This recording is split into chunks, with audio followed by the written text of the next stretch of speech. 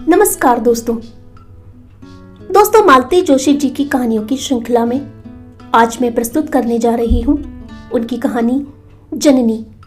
दोस्तों, अगर आपको कहानियाँ सुनना पसंद है तो कृपया मेरे चैनल को सब्सक्राइब कर दें। तो चलते हैं हमारी कहानी की ओर। सुचित्रा की 16वीं सालगिरह का जश्न चल रहा था। हॉल उसकी सहेलियों से भर गया था। गीतों की स्वर लहरियां और खिलखिलाहट छन छन कर मुझ तक पहुंच रही थी। गीतों के स्वर और शब्द दोनों ही अपरिचित थे, पर हंसी की भाषा तो सब जगह एक सी होती है, वही मन को बांध रही थी। उस आनंदोत्सव में शामिल होने का मन हो रहा था, पर संकोच के मारे कमरे में बैठी हुई थी। बच्चों के बीच यूं औचक पहुंच जाना पता नहीं यहाँ की संस्कृति में जायज है कि नहीं। मेरी देसी हरकत से माँ बेटी कहीं शर्मसार ना हो जाएं, यही सोचकर कमरे में बैठी रही। तभी बहू विनीता कमरे में आई और बोली, मम्मी जी बाहर चलिए ना, केक कट रहा है। मैं तो इस बुलावे की प्रतीक्षा ही कर रही थी। तुरंत उठी, अलमारी में रखा बटुआ निकाला, उसमें रखी मखमल की डिबिया लेकर बाहर आ गई। ये तोहफा इसी दिन के लिए सहेज कर रखा था। मेरे बाहर पहुंचते ही तालियों की गड़गड़ाहट के साथ केक काटा गया। सब लोगों ने मिलकर हैप्पी बर्थडे टू यू गाया और फिर एक दूसरे को केक खिलाने का सिलसिला शुरू हो गया। स्वीटी, दादी को प्रणाम करो, विनीता ने कहा तो सुचित्रा दौड़कर मेरे पास आई और झुककर मेरे पैर छू लिए। मैंने उसका माथा चूमकर आशीर्वाद दिया और वह मखमली डिबिया उसे पकड़ा दी। Oh how cute! डिबिया खोलते ही वह किलक पड़ी और वह बूंदे उसने सबको दिखाए। उसकी सहेलियां पास में सिमट आईं और वह उपहार देखने लगी। उसने परिचय करवाया, माय ग्रैंडमदर। सबने हंसकर पलकें झपकाकर मेरा अभिवादन किया। तभी एक कन्या ने आकर मेरे पैर छू लिए और शुद्ध हिंदी में कहा, दादी प्रणाम। इंडियन हो? मैंने उसकी थोड़ी छूकर पूछा, क्योंकि केश विन्यास और वेशभूषा उसकी एक सी ही लग रही थी। जी, मैं अमृता श्रीवास्तव कहते हुए उसे थोड़ी मशक्कत करनी पड़ी। मुझे हंसी आ गई तो वह भी हंस दी। हंसते हुए उसके गालों में गड्ढे पड़ रहे थे। मैंने कहा, अमृता ही काफ़ी है, बड़ा प्यारा नाम है और तुम्हारे ये डिम्पल भी बहुत प्यारे हैं। वह शर्मा गई। उसकी वह हंसी, वह डिम्पल्स, वह शर्माना मन में कुछ कौंध सा गया। पूछना चाहती थी कि इंडिया में कहाँ रहती हो, पर मौका ही नहीं मिला। उसी समय किसी गेम का ऐलान हुआ और वह दौड़कर सहेलियों में जा मिली। उसका चेहरा रात भर मुझे हॉन्ट करता रहा। शायद वह एकमात्र भारतीय चेहरा था इसलिए, या कि बहुत सुंदर था इसलिए, पता नहीं। सुबह सुबह मुझे इल्हाम हुआ। विनीता, चाय पीते हुए मैंने कहा, स्वीटी की उस भारतीय सहेली को देखकर मुझे रात भर नींद नहीं आई। वह चेहरा बेहद जाना पहचाना सा लग रहा था। सुबह याद आया कि वह मेरी एक सहेली के चेहरे से मिलता जुलता है। ज़रूर यह उसकी बेटी होगी। विनीता हंसने लगी। मम्मी जी, उसकी माँ आपकी सहेली कैसे हो सकती है? वह तो मेरी हम उम्र है। हाँ, उसकी दादी नानी आपकी सहेलियाँ हो सकती हैं। मैं बुरी तरह से झेप गई। बुढ़ापे में ऐसा ही होता है ना, मन बार बार पीछे की ओर ही दौड़ता है। वही बातें याद आती रहती हैं। पर बात आई गई हो गई। 10-12 दिन बाद की बात है। मैं अपने कमरे में बैठी हुई थी कि विनीता चहकती हुई कमरे में दाखिल हुई। मम्मी, आपसे मिलने कौन आया है, देखिए। अमृता की मम्मी, और आपको इम्प्रेस करने के लिए देखिए कैसी ट्रेडिशनल बहू बनकर आई है। उसकी बात पूरी होने से पहले ही मैंने उसे देखा और धक से रह गई। उस दिन बिटिया में तो बस झलक देखी थी, यह तो साक्षात रेणुका मेरे सामने खड़ी थी। मैं अपने अचरज से उबरती तब तक वह मेरे पैरों में झुक गई थी। मैंने उसे उठाया और अपने पास पलंग पर बिठा लिया। लाल चौड़े पाट की कलकत्ता साड़ी, बड़ा सा जूड़े में चांदी का वेणी फूल, माथे पर बड़ी सी बिंदी और हाथ भर चूड़ियाँ।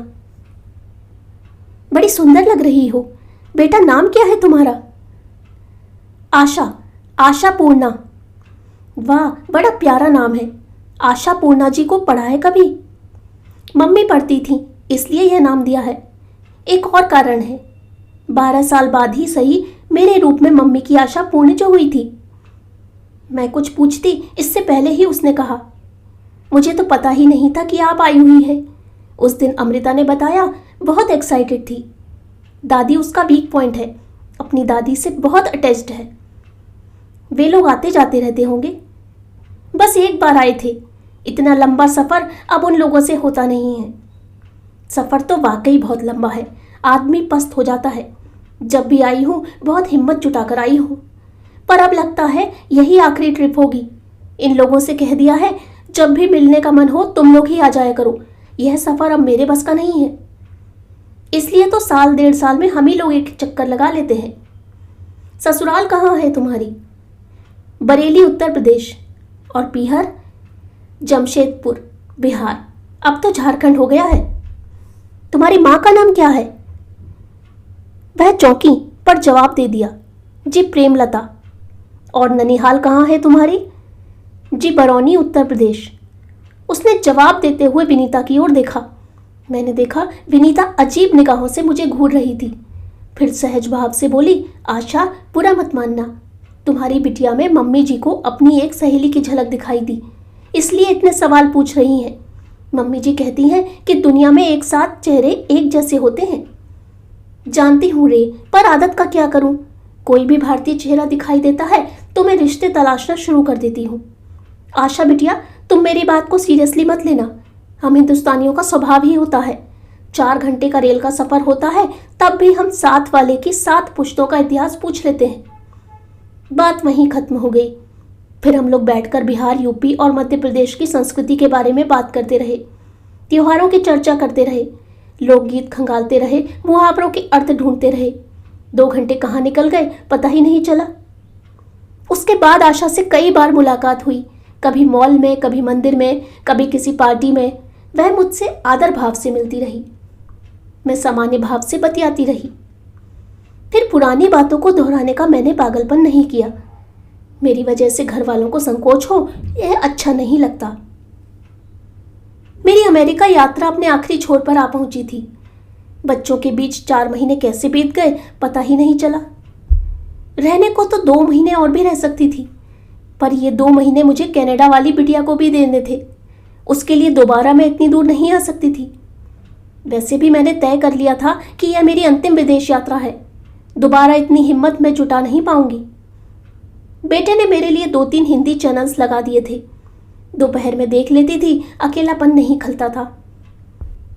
उस दिन ऐसे ही कोई सीरियल देख रही थी कि दरवाजे की घंटी बजी। यहाँ तो घंटी बजाकर कोई आता ही नहीं है। तीनों के पास अपनी चाबियां हैं। नौकरों चाकरों का तो सवाल ही नहीं है। डाकिया भी डाक लेटर बॉक्स में डालकर चला जाता है। कोई खास डिलीवरी होती तो ही बेल बजती थी। कुछ असमंजस में ही मैंने दरवाज़ा खोला और चकित रह गई। क्षण भर तो मैं उसे पहचान ही नहीं पाई। वह भी थोड़ी असहज हो आई। बोली, सॉरी आंटी, इन कपड़ों में आपके सामने आते बड़ा संकोच हो रहा था, पर घर चली जाती तो आलस आ जाता, इसलिए ऑफिस से सीधे चली आई। अच्छा किया बेटा, और संकोच करने की ज़रूरत नहीं है। मुझे तो अब ये कपड़े देखने की आदत हो गई है, और सच कहूँ इन कपड़ों में भी तुम बहुत सुंदर लग रही हो। वह शर्मा गई। फिर दिल में एक घंटी सी बजी। ऑफिस से आई हो तो पहले 1-1 कप चाय का हो जाए, मैंने कहा। आंटी, चाय मैं बनाती हूँ। मैंने मना नहीं किया। बहुरानी की अति आधुनिक रसोई में कुछ भी बनाते मुझे डर लगता है। बस दोपहर की चाय भर बनाती हूँ मैं। चाय पीते हुए मैंने कहा, तुम्हारा ऑफिस जल्दी छूट जाता है क्या? विनीता का तो। आंटी, मैं हाफ डे लेकर आई हूँ। पता चला आप वापस जा रही हैं, सोचा मिल आऊँ, पता नहीं फिर कब मिलना हो। और बस इसके बाद हमारे बीच एक मौन पसर गया। कुछ देर मैं प्रतीक्षा करती रही। फिर मैंने पूछा, बड़ी चुप चुप हो, क्या बात है? हिम्मत जुटा रही हूँ आंटी, आपसे एक बात कहनी थी, पर आप किसी से कहिएगा नहीं, विनीता से भी नहीं। निश्चिंत रहो बेटा, वैसे न कहना चाहो तो मुझसे भी मत कहो, कोई फर्क नहीं पड़ता। नहीं, आपसे तो कहना ही है, इसलिए तो आई हूँ, और पता नहीं मौका मिले या ना मिले। कुछ देर तक चुप्पी छाई रही। फिर वह एकाएक बोल उठी, aunty, I am an adopted child. मतलब? सब कुछ समझने के बावजूद मैंने अपना आश्चर्य छुपाने के लिए प्रश्न कर लिया। मुझे गोद ले लिया गया था। कब? मैं बहुत छोटी थी तब। तब तो तुम्हें कुछ याद नहीं होगा। हाँ, मुझे कुछ भी याद नहीं है, बस मम्मी पापा का प्यार दुलार ही याद है। मुझे उन्होंने राजकुमारियों की तरह पाला था। दुनिया की कोई ऐसी चीज़ नहीं थी जो मांगने पर मुझे नहीं मिलती। सच तो यह है कि मांगने की ज़रूरत नहीं थी, उससे पहले ही सब कुछ हाजिर हो जाता था। बड़ा ही सुखी संपन्न बचपन था मेरा। काश मैं बड़ी कभी होती ही नहीं। तुम्हें कब पता चला? यूँ तो मम्मी मुझे रिश्तेदारों से बचाकर ही रखती थी, फिर भी कभी ना कभी सामना हो ही जाता था। तब उनकी खुसर पुसर से मैं बेचैन हो जाती थी। उनकी नज़रों का कौतूहल मुझे असहज कर देता था। मैं जब 12 साल की हो गई तो मेरी आया बाई ने कहा, मैडम अब बेबी को छोड़कर मत जाया करो, ज़माना बहुत ख़राब है। रिश्ते की एक शादी में शिरकत जरूरी थी। मम्मी मजबूरन मुझे लेकर गई। वहाँ उनकी एक दूर की बहन अरसे बाद उन्हें मिली। देखते ही बोली, प्रेमा ये वही लड़की है ना?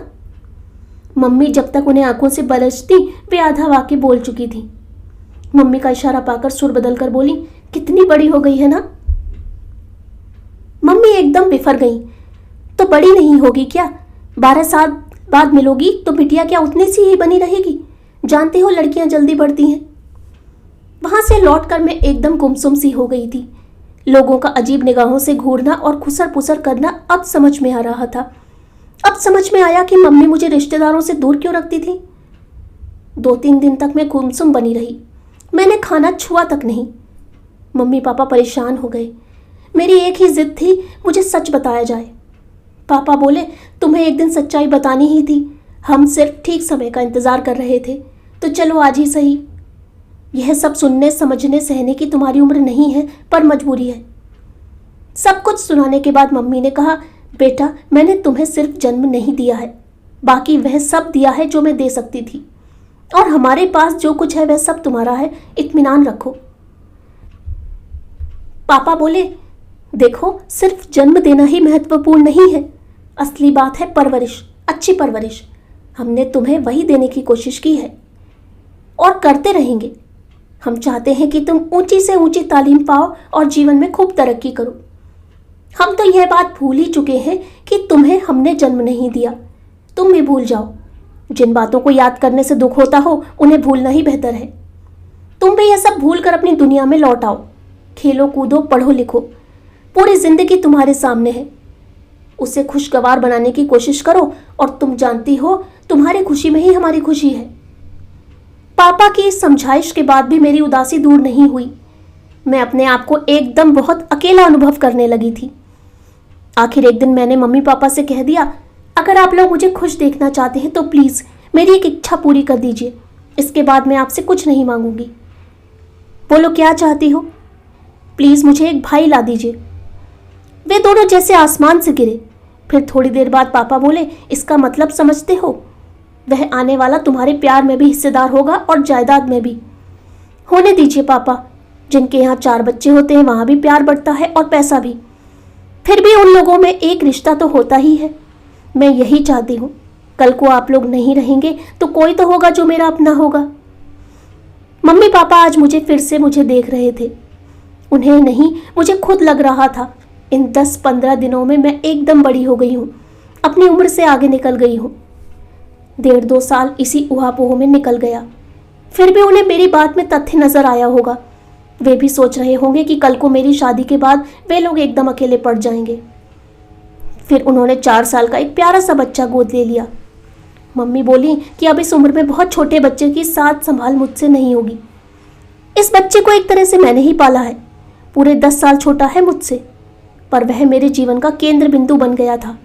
स्कूल का समय छोड़कर मेरा खाना पीना सोना जागना उसी के साथ होता था। एक अजीब बॉन्ड था हम दोनों में। लगता था पिछले जन्म में बिछड़े हम इस जन्म में पुनः मिल गए हैं। इस कहानी के बाद कमरे में एक सन्नाटा सा खिंच गया था।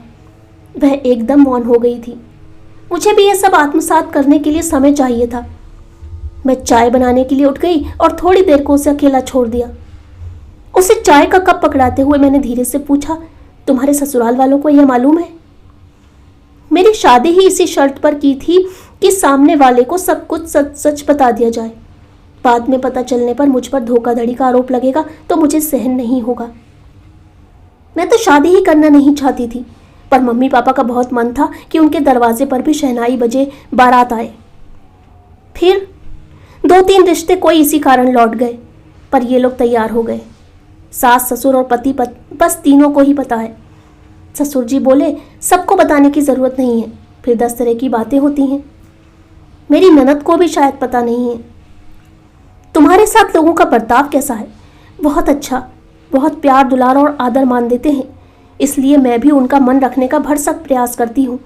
वहाँ जाती हूँ तो सीधे पल्ले की साड़ी पहनती हूँ, सिर ढकती हूँ, चूड़ी, बिंदी, बिछिया सब पहनती हूँ। इसलिए मैंने अपने बाल भी नहीं कटवाए हैं, क्योंकि साल में एक बार जाना होता ही है। मेरे दोनों बच्चे भी वहाँ जाकर एकदम देसी हो जाते हैं। तुम्हारा भाई, वह तो अब बड़ा हो गया होगा। हाँ, 28 का है, इंजीनियर है। पिछले साल हमने उसकी शादी भी कर दी। उन लोगों को भी पहले सब बता दिया, पर प्रॉपर्टी इतनी है कि उनसे मना करते नहीं बना। बहू अच्छी है? हाँ, दोनों यहाँ आने के लिए फड़फड़ा रहे हैं, पर मैंने कहा अभी रुक जाओ, दोनों बूढ़े हो चले हैं, पापा तो बहुत ही थक गए हैं। ऐसे में उनको अकेले छोड़ना ठीक नहीं है। कल को कहने को हो जाएगा कि पेट जाया होता तो छोड़कर थोड़े ही जाते। पेट जाए क्या छोड़कर जाते नहीं हैं? पर उन्हें कोई दोष नहीं देगा आंटी, पर यहाँ तो कहानी ही दूसरी है ना। बोलते बोलते उसकी नज़र कलाई घड़ी पर गई। ओ माय गॉड, कितना समय हो गया, पता ही नहीं चला। और जो कहने आई थी वह बात तो रही जा रही है। इतनी लंबी कहानी के बाद भी कुछ शेष था। आंटी जी, उसने गला साफ करके कहा, मुझे और अमृता को देखकर आपको जिनकी याद आ गई थी, वे अगर कभी मिले तो उनके सामने मेरा जिक्र मत करना। अब तक नाराज हो? नाराज थी, उनसे नफरत भी थी, पर जिस दिन पहली बार अमृता को गोद में लिया उस दिन सारी नाराजगी, सारी नफरत ममता के ज्वार में बह गई। समझ गई कि कोई बहुत बड़ी मजबूरी रही होगी, नहीं तो अपने कलेजे के टुकड़े को कोई यूं छोड़कर नहीं जाता। और मजबूरी क्या होगी हम आप समझ सकते हैं। अपने मम्मी पापा की नाराजगी का डर है। उन बेचारों को क्या पता लगेगा, वे अपनी दुनिया में मस्त हैं। फिर वह कुछ देर चुप रही, फिर बोली, आंटी जी, वे जो भी हैं, जहाँ भी हैं, सुखी रहें, यही चाहती हूँ। पहले मैं डरती थी कि मेरी जन्मदात्री पता नहीं किस कुलशील की होगी, पर जब आपकी सहेली हैं तो अच्छे घर की ही होंगी। आपकी ही तरह परिवार में आदर मान पाती होंगी, आप ही की तरह अपने नाती पोतों में रची बसी होंगी। मेरे अस्तित्व की कल्पना मात्र से उनकी मानसिक शांति भंग हो जाएगी, उनके जीवन में भूचाल आ जाएगा। और अगर इस बात की भनक भी किसी को लग गई तो उनकी प्रतिष्ठा और प्रतिमा धूमिल हो जाएगी। संतान के रूप में कोई सुख तो नहीं दे सकती, कम से कम उनके दुख का कारण तो ना बनूं। बहुत समझदार हो बेटा तुम। मैंने उठकर उसे गले से लगा लिया। वह रो पड़ी और रोती ही रही। मैंने उसे चुप कराने का प्रयास नहीं किया। जानती थी यह चिर संचित रुलाई है, बरसों से वह इसे छाती में दबाए बैठी है। और मुझे यह भी एहसास हो गया था कि वह जिससे लिपट कर रो रही है वह मैं नहीं हूँ, उसकी माँ है। तो दोस्तों, कैसी लगी आपको यह कहानी? अगर कहानी पसंद आई हो तो कृपया चैनल को सब्सक्राइब कर दीजिए। धन्यवाद।